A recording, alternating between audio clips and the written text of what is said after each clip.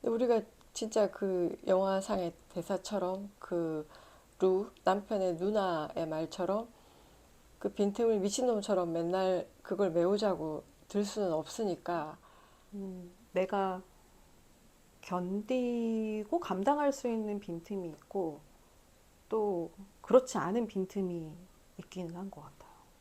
아, 오늘은 너무나 오랜만에 돌아온, 돌아오신 현주 선생님하고 다시 또 이야기들을 나눠볼 텐데요.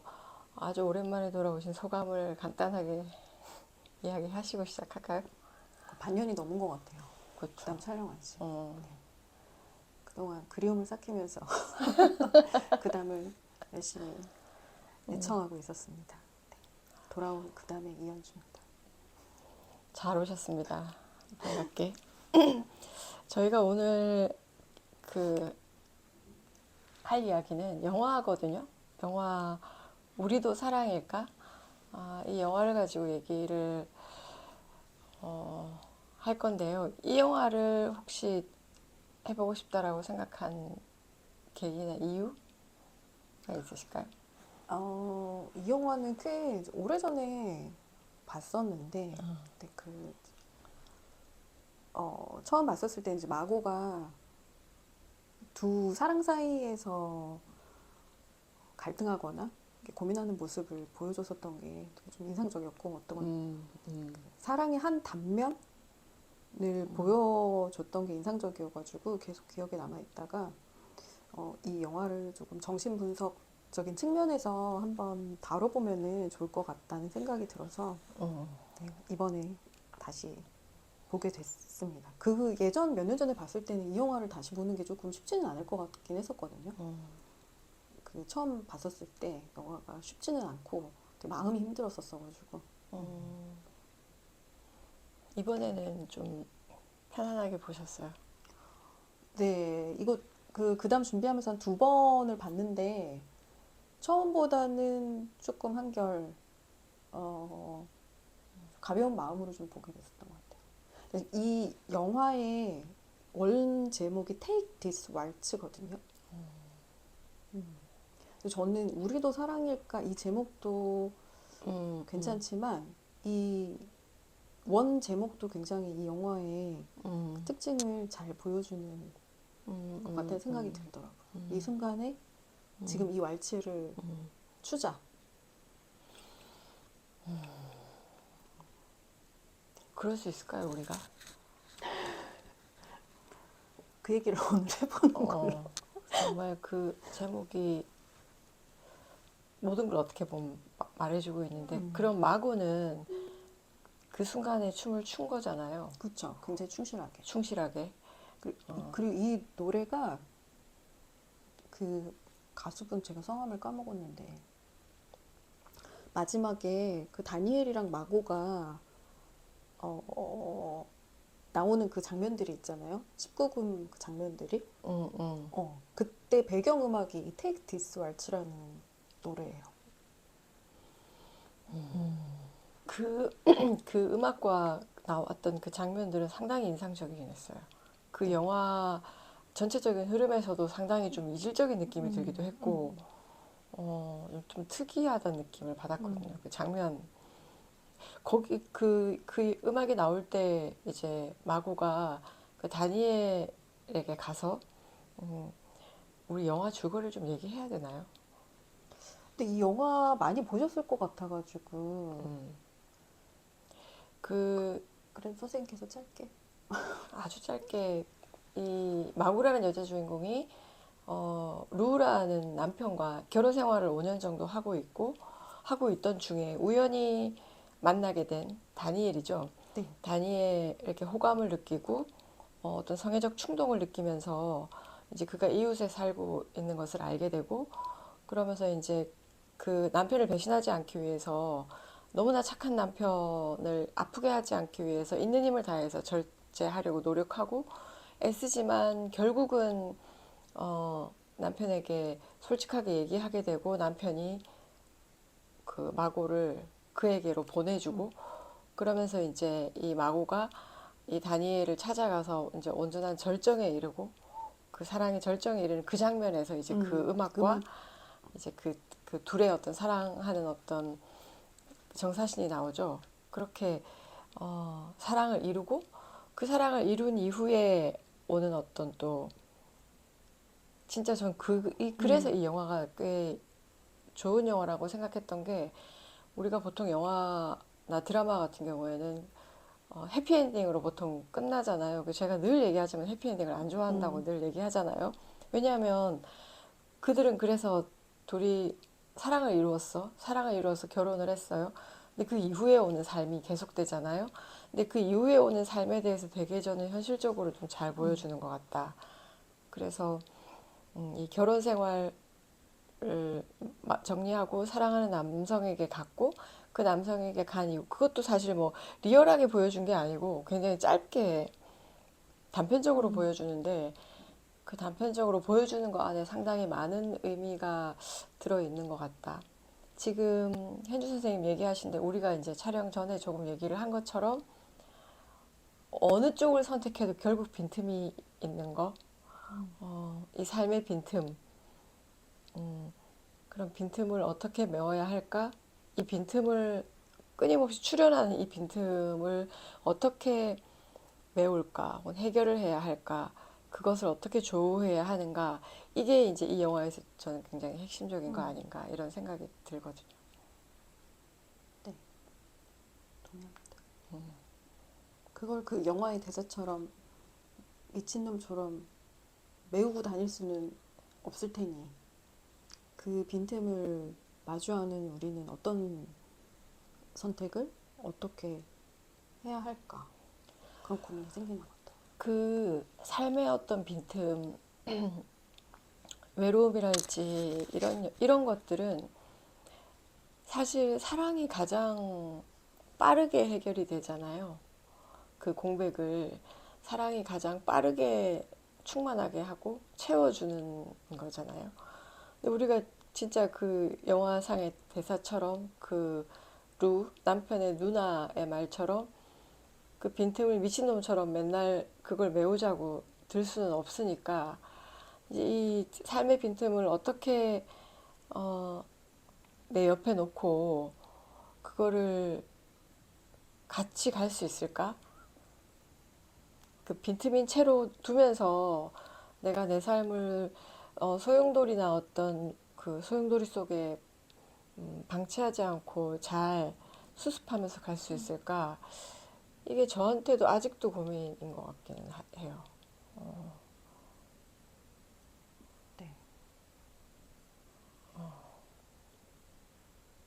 근데 그 마고가 루아에 생긴 어떤 그 빈틈을 결국은 극복해내지 못해서 다른 선택을 하고 다니엘에게 갔잖아요. 근데 그 이후로 마고가 그 빈틈을 또 어떻게 견뎠을지, 뭐 극복해냈을지, 끌어안았을지는 모르지만 내가 견디고 감당할 수 있는 빈틈이 있고 또 그렇지 않은 빈틈이 있기는 한 것 같아요. 그러니까 여기에서의 빈틈은 뭐 내가 갖고 있는 어떤 결핍이 될 수도 있는 건 거잖아요. 그 마구가 이제 루아의 결혼 생활을 재밌게 하잖아요. 재밌다기보다는 되게 이제 남매처럼 형제처럼 그러니까 어, 네, 굉장히 장난스럽게 어, 뭔가 순간순간을 넘어가는 그런 장면들이 나오는데 그 저는 사실 좋은 관계였다기보다는 한편으로 좀 위태로워 보이기도 하기도 했어요. 이게 그 이제 영화상에서는 어떤 그 장난의 타이밍 그리고 어떤 로맨틱한 분위기의 타이밍 이것들이 서로 맞지 않아서 약간 삐그덕거리는 장면들이 나오거든요. 어, 뭐 어, 그 마고가 약간 분위기를 잡고 그 루한테 이제 접근했었을 때 루가 갑자기 느닷없이 장난을 친다든지 음, 아니면은 마고가 루한테 장난을 걸었는데 루는 거기에서 에로틱한 어떤 반응을 한다든지 이렇게 타이밍이 안 맞아가지고 삐그덕 거리는 모습으로 저는 좀 많이 보기는 했어요. 그래서 이 둘의 관계가 그냥 피상적으로 표면적으로 봤었을 때는 굉장히 사이좋게 잘 지내는 관계이지만 그 레스토랑에서의 서로의 대화를 봐도 그렇고 뭔가 소통에 있어서는 상당 부분 부재되어 있다라는 느낌을 좀 받긴 했거든요. 그러니까 이게 맞아요. 저도 이제 100% 동의하는 게 그 위태롭다는 뭔가 우리 사이에 있는 큰 구멍, 어떤 결여감이나 말 그대로 접촉이라고 저는 이제 표현을 자주 쓰는데 어떤 접촉감이 충분히 이렇게 일맥상통하지 않는 데서 오는 이런 것들이 오히려 과도한 애정 표현이라든지 계속 얼마나 사랑하는지를 얘기하잖아요. 아침 눈 뜨면 물론 이제 둘이 되게 재밌는 게임처럼 하긴 하는데 역설적으로 진짜 우리가 이게 분석적 차원에서는 마치 내가 그 막 잔혹한 농담을 하잖아요. 막 잔인한 농담을 내가 얼마나 사랑하냐면 뭐 누나를 팔 거야 뭐 이런 식으로 그래서 내장을 뭐 갈 거야. 내장을 갈아가지고 먹을 거야 뭐 내가 그 정도로 사랑해 막 이런 얘기를 언어 유희를 이제 되게 잔혹한 언어 유희를 하는데 이게 어떻게 보면 선생님 말씀하신 대로 되게 그 어떤 삶의 자극을 유인하는 것도 있지만 우리의 공백을 사실은 은폐하기 위한 어떤 과도한 설정들, 과도한 표현들. 왜냐하면 이것과 대비되는 게 그 다니엘이 제가 거기 딱 귀에 들어왔던 표현이 뭐였냐면 다니엘이 그 공원을 같이 한번 가잖아요. 그 마고랑. 근데 다니엘이 뭐라 그러냐면 함께 있는 느낌을 갖고 갖고 싶다. 싶다고 얘기하잖아요. 네. 그래서 되게 자연스럽잖아요. 뭔가 되게 자연스럽고 큰 말이 필요 없고 그러면서 가가지고 앉아서 그러니까 지금 현주 선생님 말씀하신 대로 마고가 남편과 레스토랑에서 기념일날 밥 먹을 때 그 적막함, 그래서 그 서먹함. 네, 마고가 대화를 나누려고 시도를 하지만 루가 우리는 하루 종일 붙어 있고 우리가 뭘 하는지 다 알고 있는데 캐치업은 필요하지 않는다라고 얘기를 하잖아요. 그러니까 그 어떤 단절감이 계속 있잖아요. 함께 있지만 단절감들이 계속 있고 그런데 그 다니엘을 만났을 때 같이 그냥 먹고 사실 연인들이 사실 우리가 사는 게 별로 없잖아요. 보통 연인들이 그냥 맛있는 거 같이 먹고 같이 뭐 TV를 보거나 그러다가 이제 뭐 자고 일어나서 하루 뭐 각자 일을 한다든지 같이 먹는 행위가 사랑의 행위인 건데 서로를 먹는 행위이기도 한 건데 근데 이제 그 두 장면이 되게 대비되는 것 같아요. 그때 공원에서 되게 즐거워하고 행복해하고 이 남자가 또 여자를 바라보는 눈빛이 그 꽃잎 같은 게 날릴 때 그 장난을 치잖아요. 마고가 장난을 칠 때 그 다니엘이 남자가 바라보는 눈빛이 그냥 그것만으로 되게 즐거워하고 이 안에서는 상당한 연결감, 어떤 접촉감이 충분했던 것 같다. 그 부분에 있어서 마고의 어떤 그 단절감, 외로움. 이 남자가 나를 너무 사랑하고 너무 좋은 사람인 건 알겠는데 말하자면 함께 있을 때 왜 맨살이 닿는 느낌 같은 게 없는 거잖아요. 그 정서적인 그쵸. 거 안에서. 이게 정서적으로 뭔가 맨살이 닿는 느낌이 들 때 우리가 어떤 좀 그 접촉감, 친밀함 이런 것들이 충족이 되는데 그게 상당 부분 부재했던 거 아닌가. 그 영화상에서는 백허그로 많이 표현이 됐던 것 같아요. 그 두 주인공 루랑 마고가 이제 잠자리에서 일어날 때 보면 늘 어느 한쪽은 등을 돌리고 자고 있었던 것도 있고 그리고 뭐 화해를 하거나 어떤 애정 표현을 할 때 늘 다른 사람이 상대방의 등을 껴안는 그런 모습? 정면을 보기를 거부했을까? 거부는 아니지만 그 백호그를 사람들이 다 좋아하잖아요. 근데 이제 잠을 잘 때나 이럴 때 등을 지고 우리가 이제 편하게 자려고 하니까들 이제는 익숙해지다 보면 서로 등 돌리고 자는데 근데 그거 상당히 유의미한 관계에서는 시그널인 것 같거든요. 저도 왜냐하면 그렇게 보였어요. 불편하더라도 굳이 등을 돌리지 않고 상대를 향해서 어쨌든 자게 되고. 근데 이제 보통 부부들은 제가 만나는 분들도 그렇고 저도 그렇고 사실 이제 애를 낳거나 이러면 보통 이제 각방을 쓰게 되고 사이가 나빠서가 아니라 이제 그게 편리하니까 잠자리가 훨씬 그게 좀 더 편리하니까 이제 대부분들은 각방들을 많이 쓰시는 것 같기도 하고 물론 각방 쓰면 죽는다고 생각하는 부부도 있긴 있더라고요. 있긴 있는데 근데 그 등돌림이라는 거는 큰 시그널이었던 것 같아요. 근데 마지막에 어, 그렇게 절정에 다다른 이 다니엘도 결국은 마지막에 네, 마고가 다니엘의 등을 결국 그 안죠. 백허그를 하는 네. 거 그리고 남자의 등만을 보여주고 그리고 그 직전에 백허그를 하기 직전에 그러니까 첫 장면하고 끝 장면이 같은 장면이잖아요. 그 제가 이게 참 빵 굽는 장면. 네. 처음에는 그게 왜 이렇게 배치를 했을까 이게 처음과 끝을 빵 굽는 장면인데 빵 구우면서 다시 그 공허한 표정을 하잖아요. 마고가 이제 다니엘에게 갔음에도 불구하고 빵을 구우면서 다시 텅 빈 눈빛을 하면서 또 그 외로운 표정으로 앉아 있고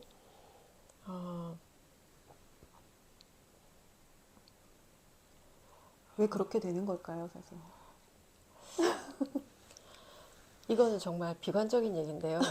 제가 많은 이런 상담과 이런 우리의 어떤 정신적인 작업을 바탕으로 여성에게 남성이란 무엇일까 혹은 사랑이란 무엇일까 해서 저는 일단 남자로서는 해결이 안 된다라고 봐요.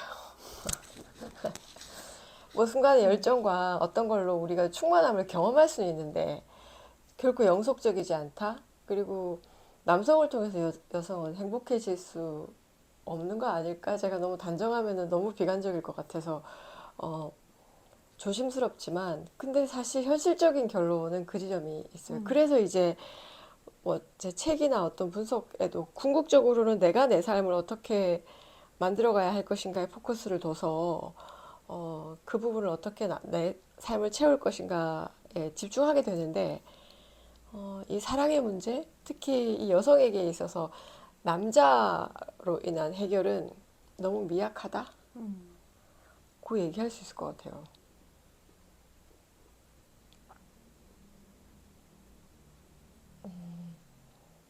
그래서 쾌락의 차원에서 보면 그 메디슨 카운트의 다리가 네.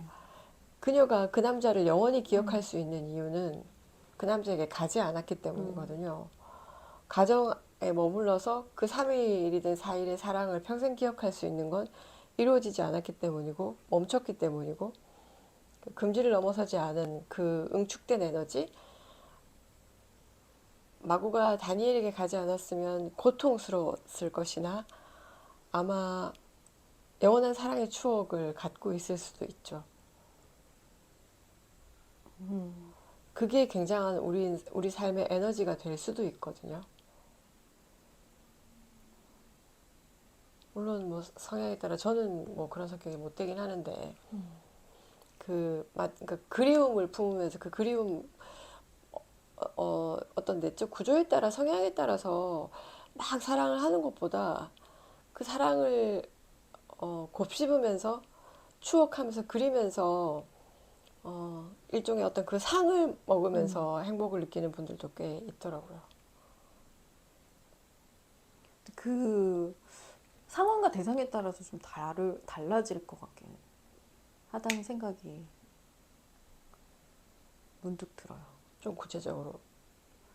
어, 그러니까 만약에 내가 갖고 있는 그 빈틈을 그래도 견딜 수 있다고 치면 그렇게 간직하고 넘어갈 수도 있을 것 같기도 하고. 근데 내가 가지고 있는 그 공백의 크기나 빈틈이 견딜 수 없는 메꾸지 않으면 안 되는 상태라고 하면은 또 다른 선택을 할 수밖에 없는지 않을까? 그런 생각이 문득 드네요.